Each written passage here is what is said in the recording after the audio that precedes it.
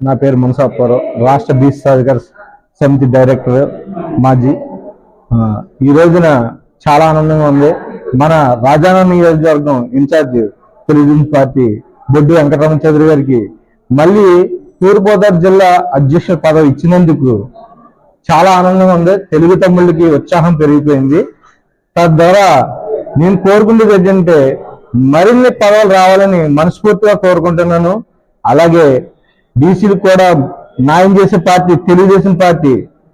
ప్రత్యేకంగా చెప్పుకోవాలంటే చంద్రబాబు గారికి ధన్యవాదాలు తెలియజేయాలి.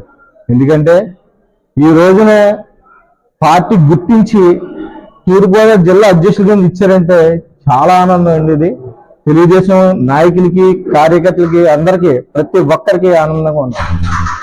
చాలా సంతోషం. మరియు ఇప్పుడు తెలుగుదేశం పార్టీలో కష్టపడ్డ వాళ్ళందరికీ ప్రతి ఒక్కరికి మంచి పదవులు ఇచ్చి ఆదరిస్తున్న పార్టీ ఒక తెలుగుదేశం పార్టీ తప్ప వేరే పార్టీ ఏది లేదని నేను గంటపరంగా చెప్తున్నాను.